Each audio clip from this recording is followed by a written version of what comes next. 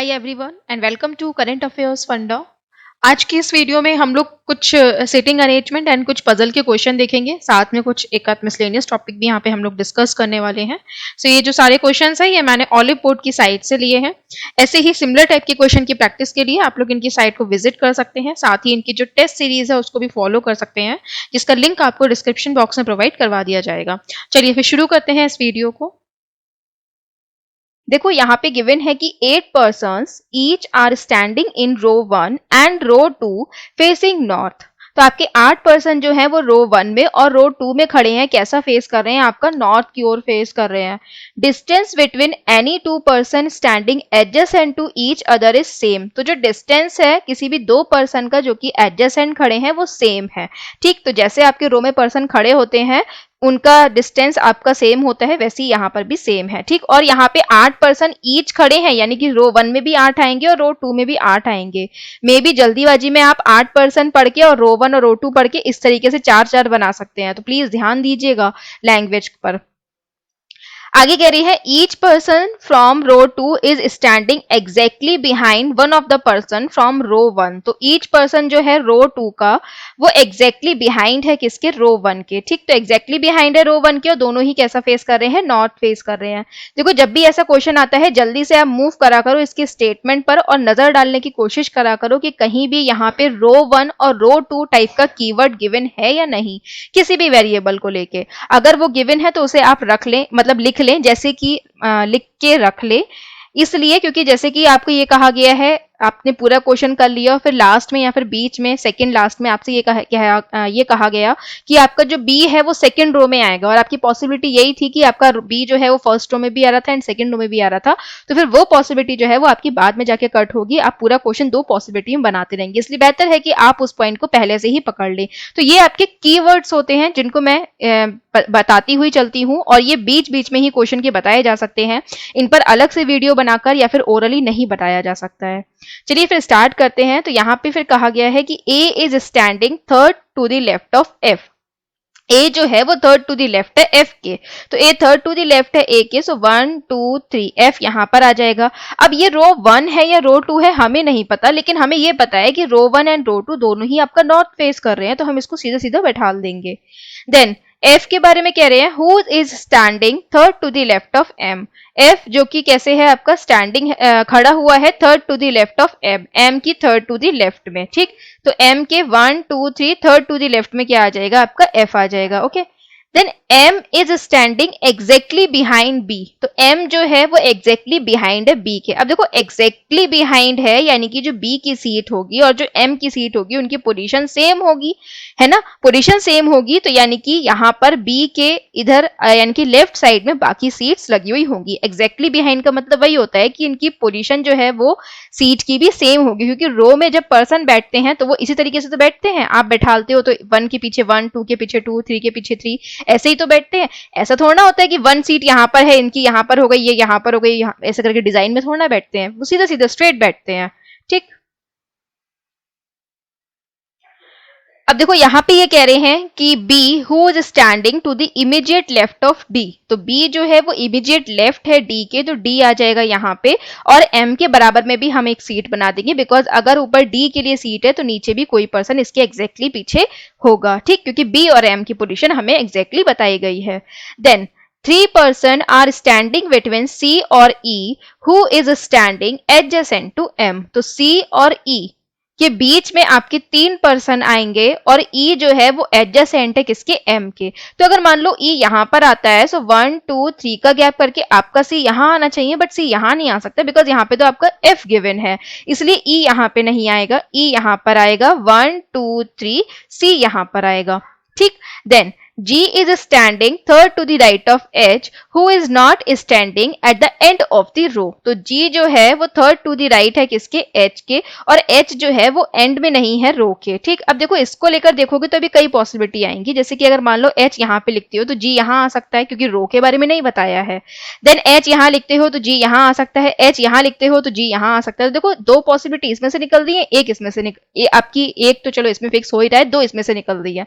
तो अभी हम रुक जाते हैं। ठीक, क्योंकि अभी हमें रो का भी नहीं पता है कि किस रो में पर्सन आएंगे। देन आगे कह रहे हैं यहाँ पे आई इज एग्जैक्टली बिहाइंड जे, तो आई जो है वो एग्जैक्टली बिहाइंड है किसके, जे के। सो एग्जैक्टली बिहाइंड है यानी कि जे जो है वो ऊपर वाले में आएगा और आई नीचे वाले में आएगा। ठीक है, इसको भी हटा देती हूँ।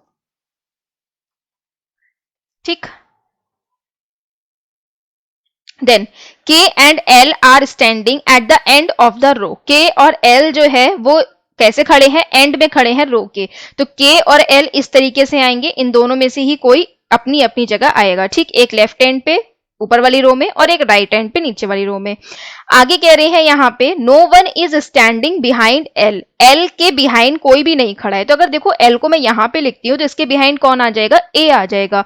इसलिए आपका जो एल है वो यहाँ पे नहीं आएगा, यहाँ पे क्या आएगा, के, और एल जो है वो कहां पर आएगा, यहाँ नहीं आएगा, एल आएगा यहाँ पे। Okay, then neither H nor J is standing adjacent to N, तो एच और जो जे है वो एन के एडजेसेंट नहीं है।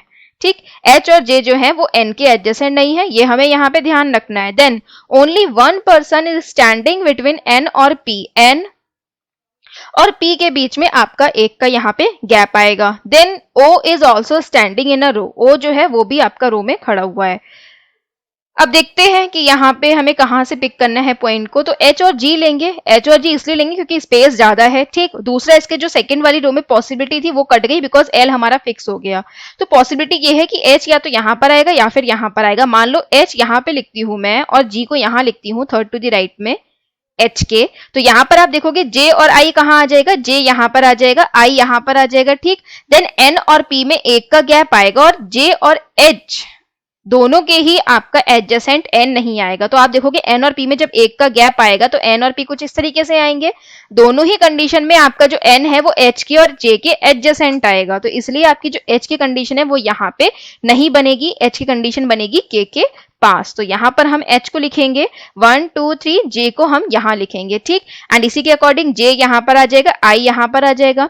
अब देखो एन जो है वो जे और एच के एडजेसेंट नहीं है, तो एन यहां पर आ जाएगा, एक का गैप करके पी यहां पर आ जाएगा। ठीक, इसको काट देंगे, इसको काट देंगे, इसको और ओ भी एक पर्सन है तो ओ को हम लिख देंगे यहां पे। ठीक, तो ये देखो ये बन गया आपका यहाँ पे करेक्ट सॉल्यूशन। तो देखो ज्यादा टफ नहीं था, काफी इजी था, इनफैक्ट काफी ज्यादा इजी था।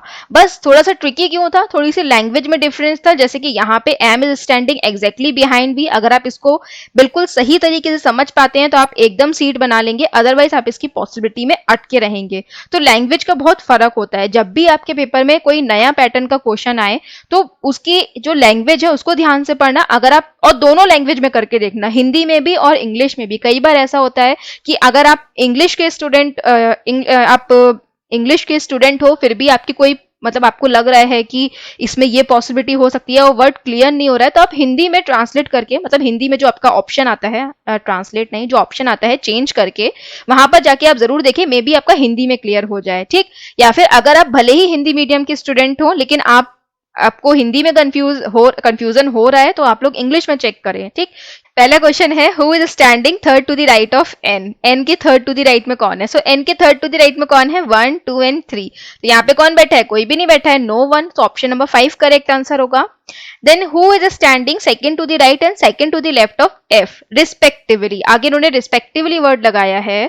तो यहाँ पर देखो सबसे पहले हमें सेकंड टू द राइट निकालना है। सो एफ के सेकंड टू द राइट में कौन है, यहाँ पे ई, और सेकंड टू द लेफ्ट में कौन है, सी। सो ई एंड सी आएगा, तो ई एंड सी आएगा। So option number 2 correct answer होगा। ठीक, then who among the following is sitting adjacent to O, कौन सा पर्सन जो है वो ओ के एडजेसेंट है। तो देखो कौन बैठा है, एफ बैठा है, ई बैठा है। सो एफ और ई बैठा है। सो एफ और ई में से आपको ऑप्शन में से कुछ एक गिवन होगा या बोथ करके दोनों गिवन होंगे। तो आपको एक गिवन है, सो ऑप्शन नंबर 3 होगा करेक्ट आंसर।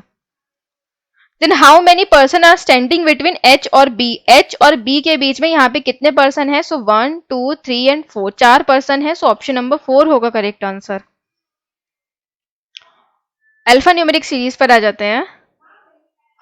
अच्छा, इससे रिलेटेड मैं एक क्वेश्चन बताती हूँ। इस सेट में वो क्वेश्चन नहीं है लेकिन वो क्वेश्चन ज्यादातर आपका पेपर में पूछा जाता है। जैसे कि वो क्या बोलते हैं कि जितने भी आपके एलिमेंट्स हैं उनके हाफ को आप रिवर्स कर दो, मतलब उल्टा कर दो। फिर पूछते हैं कि राइट एंड से आपका 18 नंबर पे या 17 नंबर पे या 16 नंबर, कोई भी नंबर पे कौन सा एलिमेंट आएगा। राइट और लेफ्ट कुछ भी पूछ लेते हैं। ठीक, तो मैंने बस एक क्वेश्चन बना दिया यहाँ पे कि इनमें जितने भी एलिमेंट गिवन हैं उनके आधे को आप उल्टा कर दो, रिवर्स कर दो, और फिर आप फाइंड करो कि राइट एंड से 18 नंबर पे कौन आएगा। तो देखो इसको कैसे करते हैं।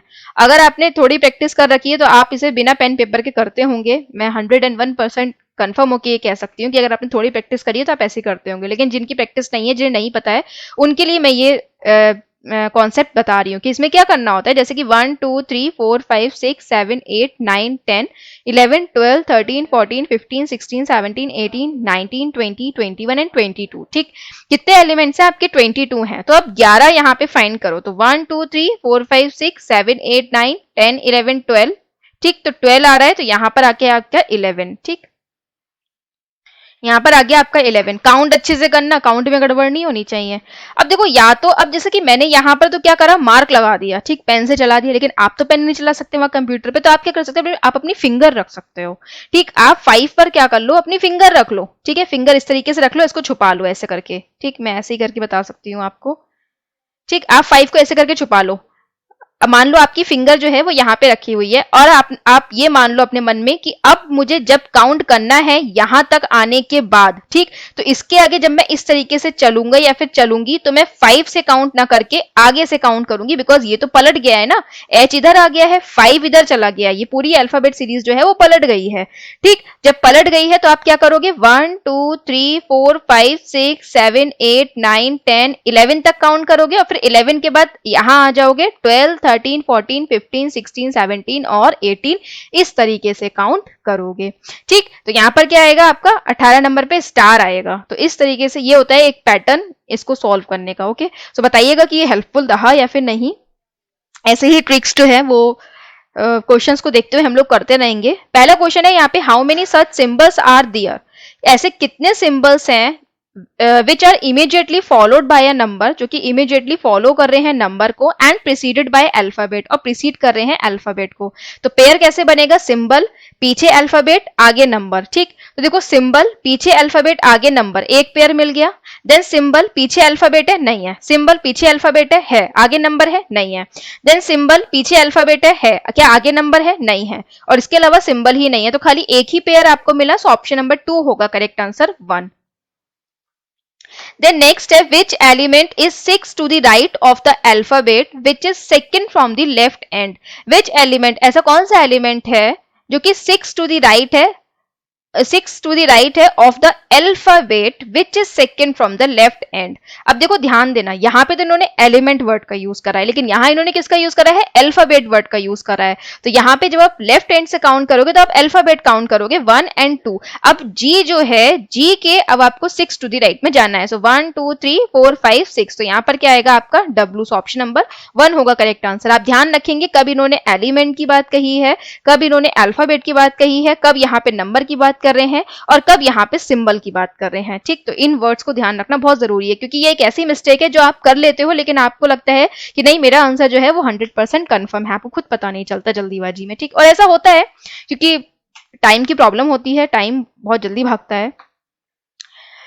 नेक्स्ट है, what is the position of hash. यहाँ पे आपकी हैश की पोजीशन क्या है, to the right of the number which is fourth from the left end. तो फर्स्ट नंबर ये है, सेकंड ये है, थर्ड ये है और फोर्थ ये है। तो इसके अकॉर्डिंग आपकी हैश की पोजीशन क्या है, सेकंड टू द राइट है। ठीक, तो सेकंड है, सो option number second, option number 1 correct answer होगा जिसमें लिखा है सेकंड। चलिए इसका आंसर आप लोग मुझे कमेंट सेक्शन में बताइए कि इसका करेक्ट आंसर क्या होगा। ओके, एंड इसका आंसर भी आप लोग बताइए। ठीक, तो 2 क्वेश्चन मैंने आपके लिए छोड़े हैं एज अ होमवर्क, और वैसे भी ये क्वेश्चन ज्यादा टफ नहीं है। ये क्वेश्चन मैंने भी इसी टाइप का क्वेश्चन मैंने भी पीछे कराया है, इसलिए छोड़ दिया है, और वो क्वेश्चन जो मैंने पीछे दिया है वो भी ज्यादा टफ नहीं है। दोनों क्वेश्चन को अटेम्प्ट करिए और बताइए इसका करेक्ट आंसर क्या होगा। तो यहाँ पर ये जो प्ले लिस्ट है, यहाँ पर आपको और जो वीडियोज हैं पजल एंड सिटिंग अरेंजमेंट से रिलेटेड, वो यहाँ पर आपको मिल जाएंगी। सो आप लोग यहाँ प्ले लिस्ट में जाकर जो अदर वीडियोस हैं उनको भी वॉच कर सकते हैं। साथ में चैनल को सब्सक्राइब कर लीजिए ताकि आपको रेगुलर नोटिफिकेशन मिले, एंड बेल आइकन को प्रेस कर लीजिए ताकि आपको कोई भी जो आपका अपडेट है वो मिस ना हो। Thanks for watching this video, have a nice day.